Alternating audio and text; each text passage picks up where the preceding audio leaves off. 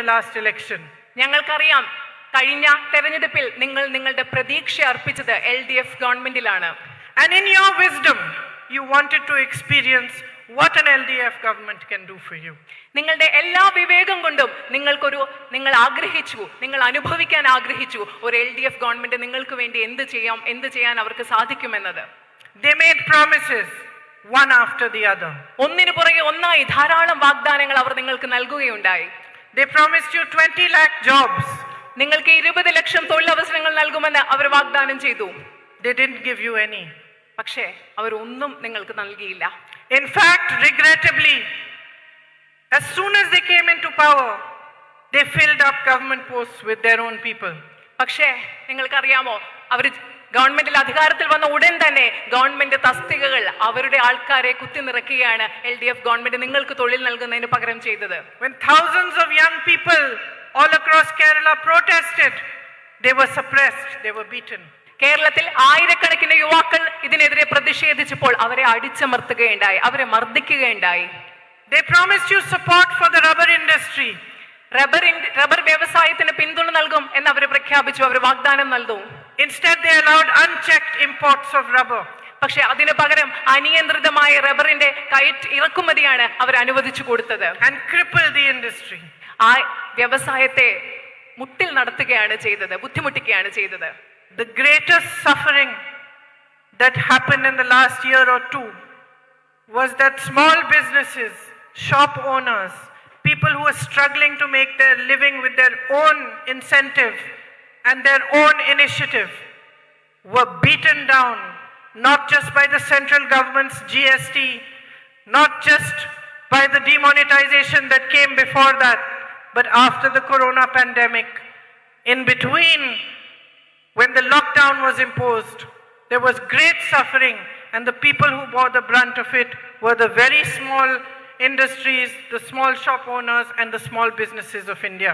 പ്രത്യേകിച്ചും കഴിഞ്ഞ 2 വർഷങ്ങളായി ഇവിടെ നടക്കുന്ന ചെറുകിട വ്യവസായങ്ങൾ, സ്വന്തമായി സംരംഭങ്ങൾ ആരംഭിക്കുന്നവർ, സ്വന്തം താല്പര്യത്തോടുകൂടി ചെറിയ കച്ചവടങ്ങൾ ആരംഭിക്കുന്നവർ, അവരെല്ലാം കേന്ദ്ര ഗവൺമെന്റിന്റെ പല നയങ്ങൾ കൊണ്ടും നോട്ട് നിരോധനം കൊണ്ടും അതുപോലെ തന്നെ വികലമായി നടപ്പിലാക്കിയ ഒരു GST കൊണ്ടും അതിനുശേഷം വന്ന കൊറോണ പാൻഡമിക് സമയത്തുണ്ടായ ലോക്ക്ഡൌൺ കൊണ്ടും ഇതൊക്കെ കൊണ്ട് ഏറ്റവും കൂടുതൽ ബുദ്ധിമുട്ടുകൾ അനുഭവിക്കുന്നത് ഇവിടെയുള്ള ഇടത്തരം കച്ചവടക്കാരും ഇടത്തരം വ്യവസായം നടത്തുന്നവരും സ്വയം സംരംഭകരുമാണ്.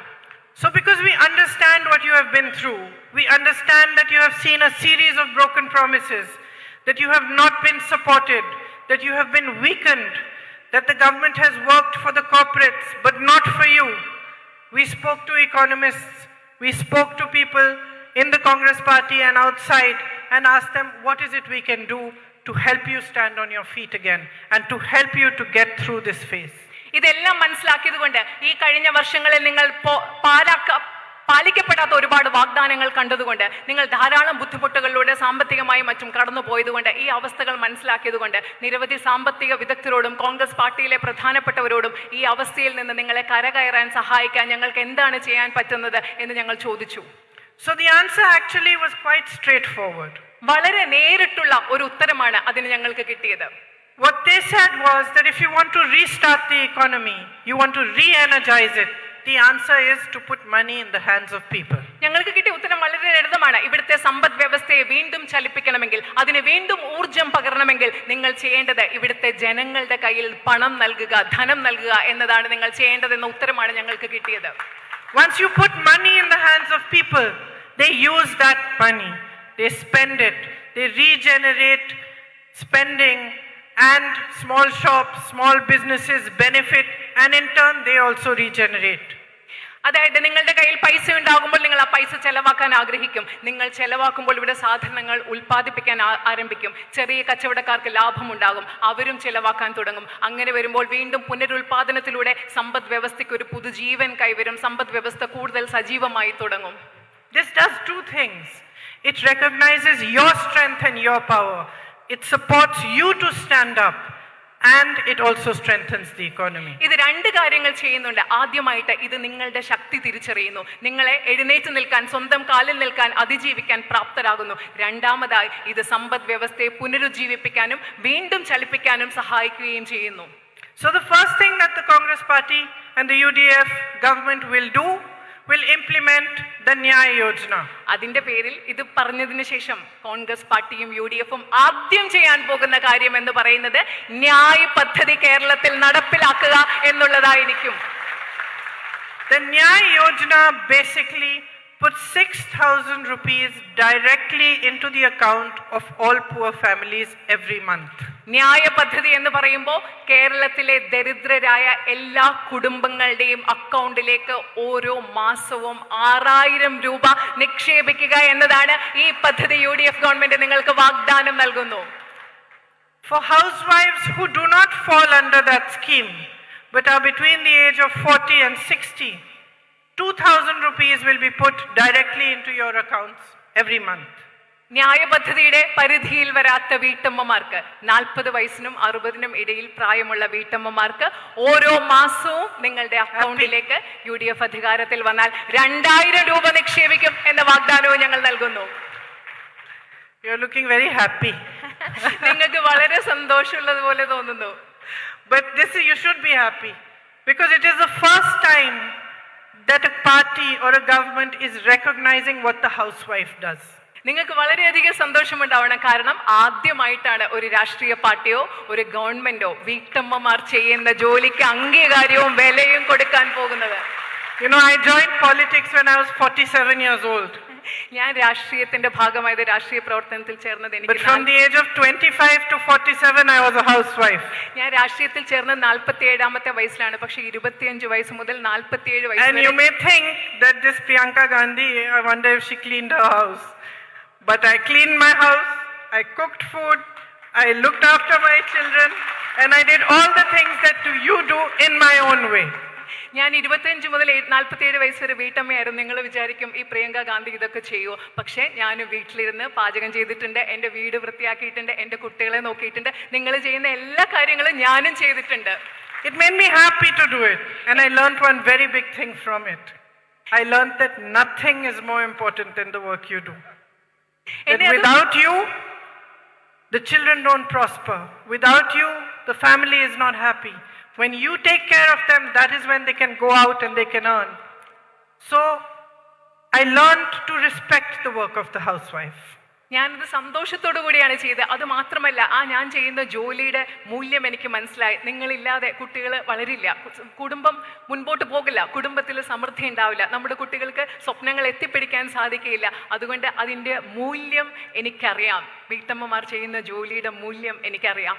And to be honest, every government and every political party needs to learn the same thing.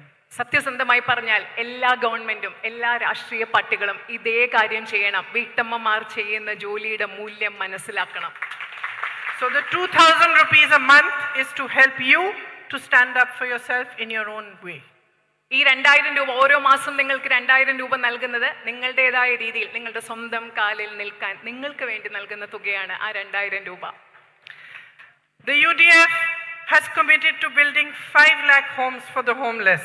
അതുപോലെ തന്നെ നമ്മുടെ സംസ്ഥാനത്ത് വീടില്ലാത്തവർക്ക് 5 ലക്ഷം വീടുകൾ നിർമ്മിച്ചു നൽകാനും ഞങ്ങൾ പ്ലാൻ ചെയ്യുന്നു, ഉറപ്പ് നൽകുന്നു. It has committed to giving you the minimum support price for rubber, coconut and paddy, which the LDF government has not given you. അതുപോലെ തന്നെ റബ്ബറിനും നാളികേരത്തിനും നെല്ലിലും വേണ്ട അടിസ്ഥാന താങ്ങുവില LDF ഗവൺമെന്റ് നിങ്ങൾക്ക് നൽകിയിട്ടില്ലാത്ത താങ്ങുവില നൽകുമെന്നും UDF നിങ്ങൾക്ക് ഉറപ്പ് നൽകുന്നു.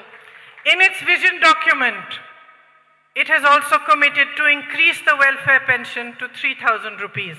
ഈ പ്രകടന പത്രികയിൽ അതുപോലെ തന്നെ ഇവിടുത്തെ ക്ഷേമ പെൻഷൻ 3,000 രൂപയായി ഉയർത്തും എന്ന വാഗ്ദാനവും ഞങ്ങൾ നൽകുകയാണ്. For all of those who hold white ration cards, you will get 5 kilos of rice free. അതുപോലെ തന്നെ വെള്ള റേഷൻ കാർഡ് ഉള്ളവർക്ക് 5 കിലോ സൗജന്യ അരി നൽകുമെന്ന വാഗ്ദാനവും ഞങ്ങൾ നൽകുന്നു. There will be a fuel subsidy for auto drivers, taxi drivers, fishermen and women. Auto taxi ഡ്രൈവർമാർക്കും മത്സ്യത്തൊഴിലാളികൾക്കും അതുപോലെ സ്ത്രീകൾക്കും ഇന്ധന സബ്സിഡിയും ഞങ്ങൾ ഉറപ്പ് നൽകുന്നു. There will be hostels and short stay homes for women in small towns. ചെറിയ നഗരങ്ങളിൽ പെൺകുട്ടികൾക്കും സ്ത്രീകൾക്കും താമസിക്കുന്നതിന് വേണ്ടി ഹോസ്റ്റലുകളും ഹ്രസ്വകാലത്തേക്ക് താമസിക്കുന്നതിന് വേണ്ടിയുള്ള സംവിധാനങ്ങളും ഞങ്ങൾ ഉണ്ടാക്കും. special scholarship for children of single mothers, അമ്മമാർ ഒറ്റയ്ക്ക് വളർത്തുന്ന കുട്ടികൾക്ക് വേണ്ടി പ്രത്യേക സ്കോളർഷിപ്പുകൾ ഉണ്ടാവും. a two-wheeler incentive for women who are working in the unorganized sector, അസംഘടിത മേഖലയിൽ ജോലി ചെയ്യുന്ന സ്ത്രീകൾക്ക് വേണ്ടി 2-വീലർ വാങ്ങാൻ വേണ്ടിയിട്ടുള്ള ഒരു ഇൻസെന്റീവ് പ്രത്യേകമായി ഉണ്ടാകും. Yesterday when I announced this in a meeting, the biggest cheer came from a man. ഇന്നലെ ഇതേ കാര്യം So I told him it's not for you. ഞാനൊരു മീറ്റിംഗ് പറഞ്ഞപ്പോൾ ഏറ്റവും വലിയ കയ്യടി വന്നത് ആ സൈഡിലുള്ള ഒരു പുരുഷന്റെ അടുത്ത് നിന്നാണ്. അപ്പൊ ഞാൻ അദ്ദേഹത്തോട് പറഞ്ഞു, ഇത് താങ്കൾക്ക് വേണ്ടിയുള്ളതല്ല, സ്ത്രീകൾക്ക് വേണ്ടിയുള്ളതാണെന്ന്. അപ്പൊ ഞാൻ അദ്ദേഹത്തോട് പറയുകയുണ്ടായി. There has been a lot of caste discrimination and partiality in schools, colleges and universities in Kerala. കേരളത്തിലുള്ള പല സ്കൂളുകളിലും കോളേജുകളിലും സർവകലാശാലകളിലും ജാതീയമായ വിവേചനങ്ങളും പക്ഷപാതങ്ങളും നടക്കുന്നുണ്ട്. We propose a new law to end this discrimination. ഈ വിവേചനം അവസാനിപ്പിക്കുന്നതിന് വേണ്ടി ഞങ്ങൾ ഒരു പുതിയ നിയമം നടപ്പിൽ വരുത്താൻ ഉദ്ദേശിക്കുന്നു. We have named it the Rohit Vemula Act. ആ നിയമത്തെ ഞങ്ങൾ വിളിക്കാൻ ഉദ്ദേശിക്കുന്നത് രോഹിത് വെമുല നിയമം എന്നാണ്. After the young man who died fighting this kind of discrimination. ഇങ്ങനെയുള്ള വിവേചനത്തിന്റെ പേരിൽ സ്വന്തം ജീവൻ കൊടുക്കേണ്ടി വന്ന ഒരു ചെറുപ്പക്കാരൻ മരിച്ചു, രോഹിത് വെമുല. ആ പേരിലാണ് ഞങ്ങൾ ഈ നിയമം കൊണ്ടുവരുന്നത്. Because politics in Kerala has become in many ways violent and driven by tension due to the policies of the LDF, we also propose to set up a peace and harmony department to ensure that this kind of tension, political murders in the state and do not continue to happen, and the politics of anger and hate is challenged. ഇപ്പോൾ ഇന്ന് കേരളത്തിലെ രാഷ്ട്രീയം പലപ്പോഴും അക്രമത്തിന്റെയും സംഘർഷങ്ങളുടെയും പാതയിൽ മുൻപോട്ട് പോകുന്നത് കൊണ്ട് അത്തരം ഒരു രാഷ്ട്രീയം ഇവിടെ നടക്കില്ല. അതിന് തടയിടുന്നതിന് വേണ്ടി പീസ് ആൻഡ് ഹാർമണി ഡിപ്പാർട്ട്മെന്റ്, സമാധാനത്തിന്റെയും ഒത്തൊരുമയുടെയും അതിനുവേണ്ടി ഒരു പ്രത്യേക വകുപ്പ് തന്നെ ഞങ്ങൾ സ്ഥാപിക്കും എന്ന് നിങ്ങൾക്ക് ഉറപ്പ് നൽകുന്നു. This is the beautiful land of Sri Narayan Guru. ഇത് ശ്രീനാരായണ ഗുരുവിനെ പോലെയുള്ള മഹാന്മാരുടെ മനോഹരമായ ഭൂമിയാണ്. Centuries ago, he preached what we all talk about today. ഇന്ന് നമ്മൾ എന്തിനെ പറ്റിയാണോ സംസാരിക്കുന്നത് അതിനെപ്പറ്റി നൂറ്റാണ്ടുകൾക്ക് മുമ്പ് അദ്ദേഹം സംസാരിച്ചു. He talked about equality, അദ്ദേഹം സമത്വത്തെക്കുറിച്ച് സംസാരിച്ചു, about brotherhood, സാഹോദര്യത്തെക്കുറിച്ച് സംസാരിച്ചു, about peace and harmony. സമാധാനത്തെക്കുറിച്ചും ഒത്തൊരുമയെക്കുറിച്ചും ഐക്യത്തെക്കുറിച്ച് സംസാരിച്ചു. All those things that make a society strong. ഈ കാര്യങ്ങളെല്ലാമാണ് ഒരു സമൂഹത്തെ ശക്തമാക്കുന്നത്. അതിനെക്കുറിച്ചെല്ലാം അദ്ദേഹം സംസാരിച്ചു. Those things that make states and countries able to prosper. ഈ കാര്യങ്ങളാണ് സംസ്ഥാനങ്ങളെയും രാജ്യങ്ങളെയും സമൃദ്ധിയിലേക്ക് മുൻപോട്ട് പോകാൻ സമൃദ്ധമാക്കാൻ സഹായിക്കുന്നതും കഴിവുള്ളതാക്കുന്നതും. So I stand before you today to ask you only one thing. അതുകൊണ്ട് ഞാൻ ഇന്ന് നിങ്ങളുടെ മുൻപിൽ നിൽക്കുന്നത് നിങ്ങളോട് ഒരേ ഒരു കാര്യം ചോദിക്കാനാണ്. To use the weapon that democracy has given you with wisdom. നിങ്ങൾക്ക് ജനാധിപത്യം നൽകിയിട്ടുള്ള ആയുധത്തെ വിവേകത്തോടുകൂടി ഉപയോഗിക്കുക എന്ന ഒറ്റ കാര്യം ചോദിക്കാനാണ് ഞാൻ നിങ്ങളുടെ മുൻപിൽ നിൽക്കുന്നത്. You have seen many of us come on stage before you and make big speeches and make promises. ഞങ്ങളെ പോലെയുള്ള ധാരാളം ആളുകളെ ഇങ്ങനെ സ്റ്റേജിൽ വന്നു നിന്ന് വലിയ വലിയ പ്രസംഗങ്ങളും വലിയ വാഗ്ദാനങ്ങളും ഒക്കെ നടത്തുന്നത് നിങ്ങൾ കണ്ടിട്ടുണ്ട്. I am sure you recognize the ones who are telling the truth, who really care about you, and the ones who don't. എനിക്ക് ഉറപ്പുണ്ട് നിങ്ങളോട് സത്യം പറയുന്നത് ആരാണെന്നും നിങ്ങളോട് കരുതലുള്ളത് ആരാണെന്നും നിങ്ങൾക്ക് മനസ്സിലാക്കാൻ സാധിക്കും, തിരിച്ചറിയാൻ സാധിക്കും എന്ന് എനിക്ക് ഉറപ്പുണ്ട്. The biggest and easiest difference to make between them is who is talking about your issues. ഏറ്റവും പ്രധാനപ്പെട്ട കാര്യം എന്ന് പറയുന്നത് ആരാണ് നിങ്ങളുടെ പ്രശ്നങ്ങളെ പറ്റി സംസാരിക്കുന്നുണ്ട് എന്നുള്ളതാണ്. Who is talking about your development? നിങ്ങളുടെ വികസനത്തെ പറ്റി ആരാണ് സംസാരിക്കുന്നത് എന്നുള്ളതാണ്. Who is talking about what takes your state forward? നിങ്ങളുടെ സംസ്ഥാനത്തെ മുൻപോട്ട് കൊണ്ടുപോകുന്നതിനെ പറ്റി ആരാണ് സംസാരിക്കുന്നു എന്നുള്ളതാണ്. And who is trying to distract you by talking about things that divide you? നിങ്ങളെ വിഭജിക്കുന്ന കാര്യങ്ങളെ പറ്റി സംസാരിച്ച് ഈ യഥാർത്ഥ പ്രശ്നങ്ങളിൽ നിന്ന് നിങ്ങളുടെ ശ്രദ്ധ തിരിച്ചുവിടുന്നത് ആരാണ് എന്ന് മനസ്സിലാക്കേണ്ടതും പ്രധാനമാണ്. By making you angry with one another. നിങ്ങൾ പരസ്പരം ദേഷ്യമുള്ളവരാക്കി തീർക്കുന്നതിലൂടെ. By creating divisions on the lines of caste, religion. ജാതിയുടെ മതത്തിന്റെയും പേരിൽ നിങ്ങളെ വിഭജിപ്പിച്ചുകൊണ്ട് നിങ്ങളുടെ ഇടയിൽ വിഭജനം ഉണ്ടാക്കുന്നത് ആരാണ്? It's very clear that when that is being done, when people stand on this stage and talk about dividing you, they are not interested in your progress. And they are doing so because they have no ideas for your future. നിങ്ങളുടെ മുൻപിൽ നിന്നുകൊണ്ട് വേദിയിൽ നിന്നുകൊണ്ട് ജാതിയെപ്പറ്റിയും മതത്തെപ്പറ്റിയും സംസാരിച്ച് നിങ്ങളെ വിഭജിക്കാൻ ശ്രമിക്കുമ്പോൾ അത് നിങ്ങൾ മനസ്സിലാക്കേണ്ടത് എന്നാണ്, അവർക്ക് നിങ്ങളുടെ ഭാവിയെക്കുറിച്ച് സംസാരിക്കാൻ ഒരാശയങ്ങളുമില്ല. നിങ്ങളുടെ സമൃദ്ധിയെക്കുറിച്ചും നിങ്ങളുടെ ഭാവിയെക്കുറിച്ചും സംസാരിക്കാൻ ഒന്നുമില്ലാത്തത് കൊണ്ടാണ് അവർ നിങ്ങളെ വിഭജിക്കുന്ന ജാതിയെയും മതത്തെയും കുറിച്ച് സംസാരിക്കുന്നത്. So I ask only this, that you vote in a government that works for you, that is dedicated to serve you, that understands that the duty of every member of its party, every member of its government is to make Kerala prosper and to put power back in the hands of the people of Kerala. അതുകൊണ്ട് ഞാൻ നിങ്ങളോട് പറയുന്ന ഒരു കാര്യമാണ്, നിങ്ങൾ vote ചെയ്യുമ്പോൾ നിങ്ങൾ ആര് നിങ്ങൾക്ക് വേണ്ടി പണിയെടുക്കുന്നു, നിങ്ങൾക്ക് വേണ്ടി പ്രവർത്തിക്കാൻ, നിങ്ങളുടെ ഭാവിക്ക് വേണ്ടി പ്രവർത്തിക്കാൻ ആർക്കാണോ നിങ്ങളോട് പ്രതിബദ്ധതയുള്ളത്, നിങ്ങൾ കേരളത്തിന്റെ ഭാവിക്ക് വേണ്ടിയും വികസനത്തിനും സമൃദ്ധിക്ക് വേണ്ടിയും ആര് പ്രവർത്തിക്കുന്നു, നിങ്ങളുടെ ശക്തി നിങ്ങളിലേക്ക് ആര് തിരിച്ചറിയുന്നു, അങ്ങനെ ഒരു ഗവൺമെന്റിനെ തെരഞ്ഞെടുക്കാൻ നിങ്ങൾ വോട്ട് ചെയ്യണം എന്ന ഒരേ ഒരു കാര്യമാണ് എനിക്ക് നിങ്ങളോട് അഭ്യർത്ഥിക്കാനുള്ളത്. I would like to call forward the candidates, Sri T.J. Saish Kumar Joseph and Sri M.P. Jackson. You have both youth and experience here, fighting for you and dedicating themselves to making a stronger, better future for you.